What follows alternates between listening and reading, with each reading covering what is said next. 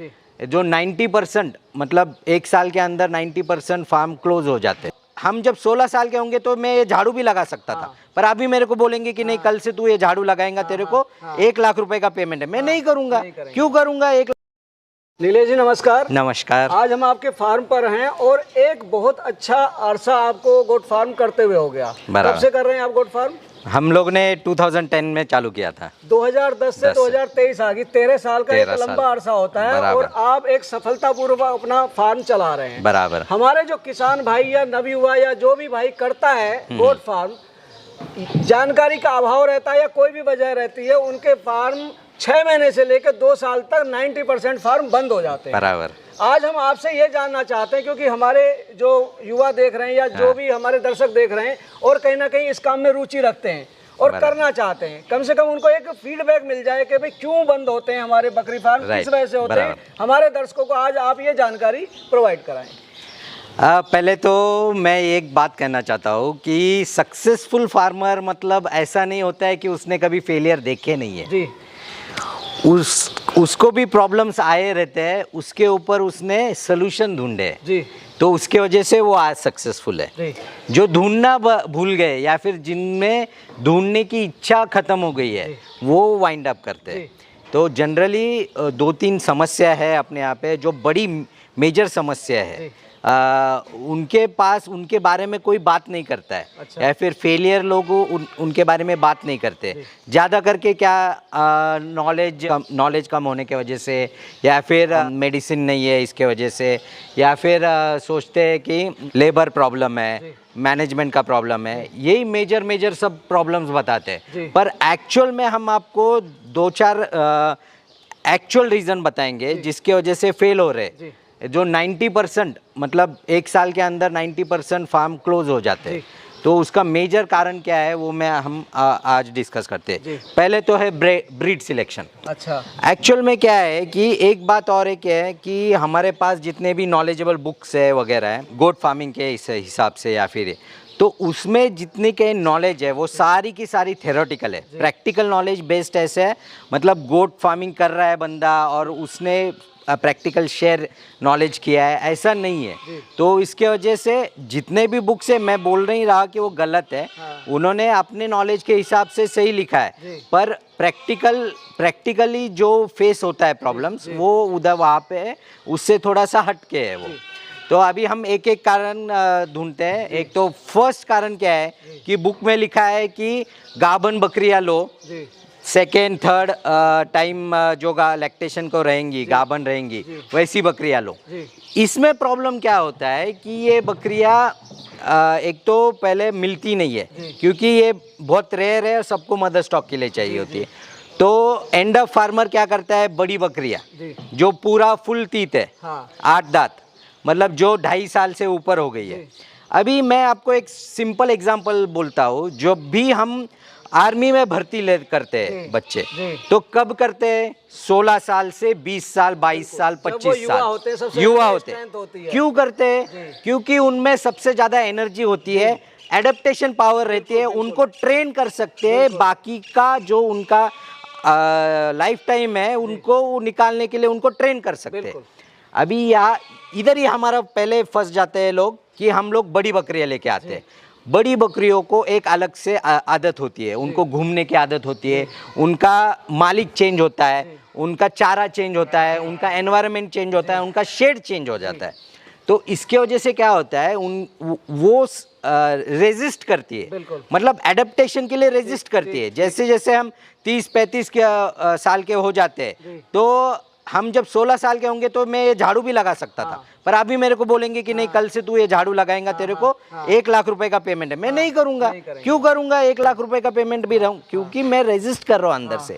वही मैं अगर 16 साल का रहता तो मैं 1 लाख रुपए मिल रहा है यार, झाड़ू क्यों, झाड़ू मार लूंगा 1 लाख रुपए। तो वो एडेप्टेशन पावर बड़ी बकरियों में नहीं रहती। तो हमें जो बच्चे लेने हैं वो हमेशा 3 महीने के ऊपर, मतलब जिन्होंने चारा छोड़ दिया है, चाहे दूध छोड़ दिया है और चारे पे आ गए, खाना चारा दाना उठा रहे, और जो 2 महीने से छोटे, ये जो एज पीरियड है इसमें एडेप्टेशन पावर बहुत ज़्यादा रहता है। इसमें और एक क्या चीज़ होती है कि इन्होंने 2-3 दिन खाना नहीं खाया तो इनके अंदर कुछ बच्चा नहीं है तो कुछ प्रॉब्लम नहीं होने वाला है। जो गाभन बकरियां रहती है उनको बच्चे पे इफेक्ट होता है, उसके वजह से एबॉर्शन होती है।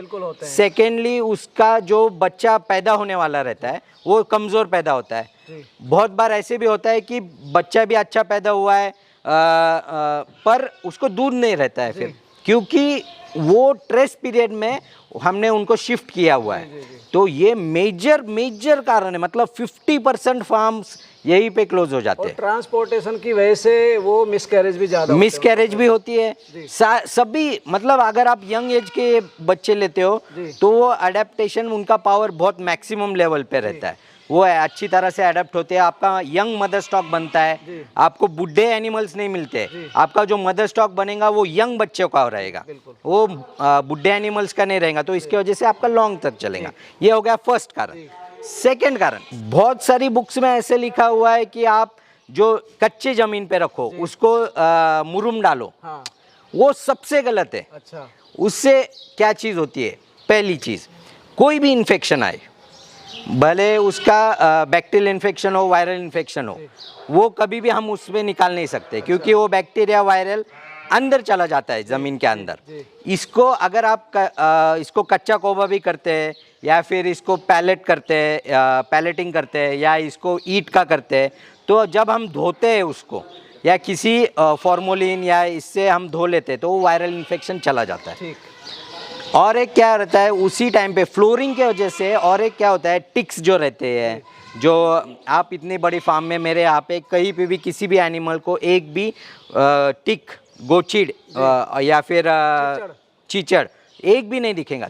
उसका मेजर कारण क्या है कि ये कंट्रोल हो जाता है। बहुत सारे लोगों फार्मर्स का कंप्लेन रहता है कि हम कितना भी दवाई मारते हैं कंट्रोल नहीं हो रहा है। उनको समझ में नहीं आता है कि अपना जो प्रॉब्लम है वो ज़मीन से स्टार्ट होता है। ज़मीन में वो अंडे डालते हैं और जितना भी उस पर दवाई डालो वो मरेंगे नहीं। तो अपना जो नीचे का जो ये है वो ज़मीन पे कभी भी अपने एनिमल को रखना नहीं है। अपना कंक्रीट होना चाहिए, पैलेट होना चाहिए, ब्रिक्स डालो या कुछ भी करो पर उसको धो सकते हैं ऐसा करो। ये हो गया सेकेंड कारण। थर्ड जो है मेडिकल असिस्टेंट। बहुत सारे लोग क्या करते हैं, रेजिस्ट करते हैं कि डॉक्टर आएगा वो दवाई देगा। अभी कोई भी गांव देहात में कोई आप ये कर रहे हो तो डॉक्टर बुलाने के लिए वो 2-4 किलोमीटर, 5 किलोमीटर, 10 किलोमीटर से आएगा। वो सुबह बुलाए तो शाम को आएगा या फिर दूसरे दिन आएगा। तब तक आपकी बकरी ज़्यादा इसमें चली जाती है। आपको जब भी कुछ करना है तो आपको बेसिकली आपको पूरी दवाई का प्रैक्टिस करना चाहिए।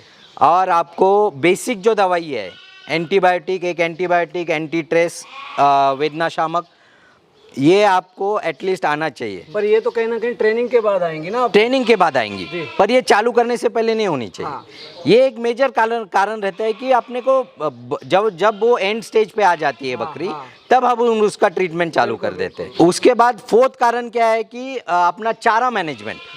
चारा मैनेजमेंट में बहुत सारे लोग क्या करते हैं, भाई हम खेती कर रहे हैं, इतने सालों से कर रहे हैं, चारा तो कहीं पे से। फॉडर मैनेजमेंट हमारा बकरी आने से पहले होना जाना चाहिए। मतलब अपने पास फॉडर का जो है वो पूरा इंतज़ाम बकरी अपने यहाँ पे आने से पहले हो जानी चाहिए। उनको वो क्या पसंद है वो ज़्यादा मिलना चाहिए। ग्रीन फॉडर आ रहा है, ये हो रहा है, तो वो सब अपने को ग्रीन फीड का मैनेजमेंट बहुत अच्छी तरह से होना चाहिए, वो भी बकरी आने से पहले।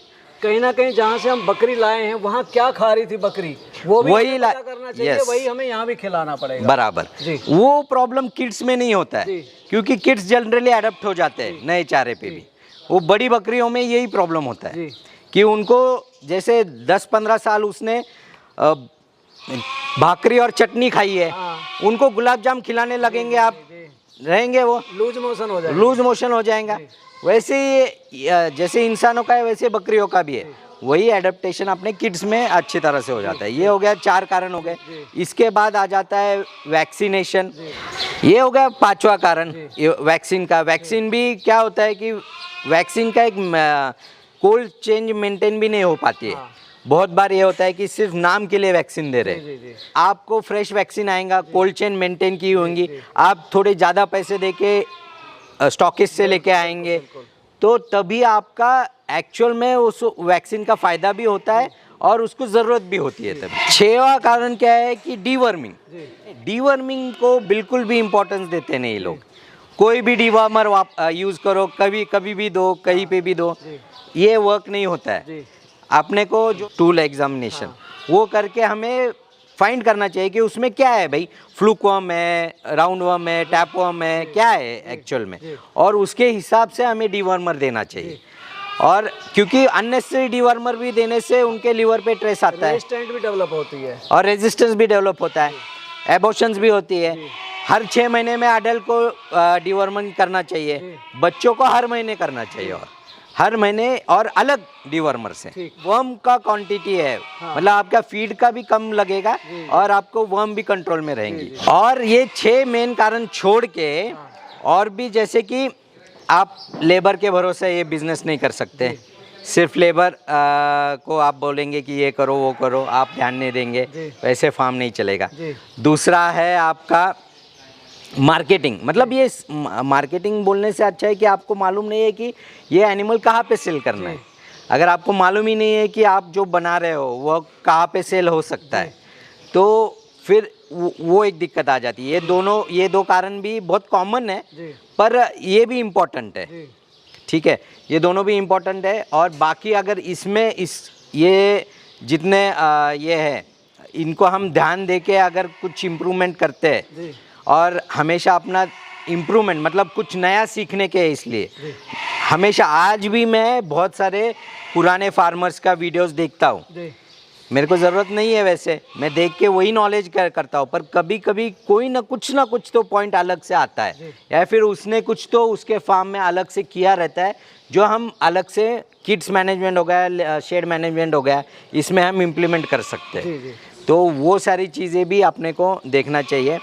एक मैंने मिस कर दिया, जो शेड मेंटेनेंस का रहता है, वो भी हमें देखना चाहिए। बहुत सारी दवाई है, फॉर्मलिन, कोर्सुलिन, उसका रेगुलर अगर आप स्प्रे आउट करते हो तो वो भी आपको डिजीज कंट्रोल के लिए बहुत अच्छा आता है, क्योंकि कॉक्सीडिसिस, एसिडोसिस और ये डीवर्मिंग का, मतलब वर्म्स का, वर्म लोड्स, ये तीनों भी बहुत मतलब डीवर्मिंग से आपका वर्म लोड कम हो जाएगा, पर कॉक्सीडोसिस हो गया, जो डिसेंट्री होती है, जुलाब वगैरह होते हैं, ये फैलते जाते हैं आपके शेड में।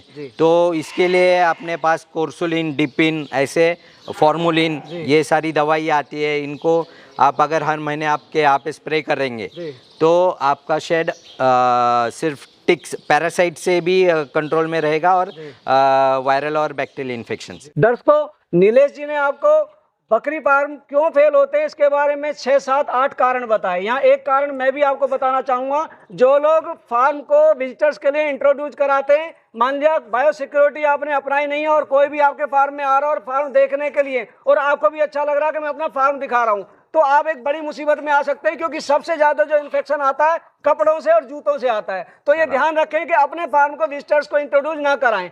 तो ये थी हमारी वीडियो बकरी पालन के ऊपर। जल्दी मिलेंगे एक नई और इन्फॉर्मेटिव वीडियो के साथ, तब तक के लिए जय जवान जय किसान। जय किसान।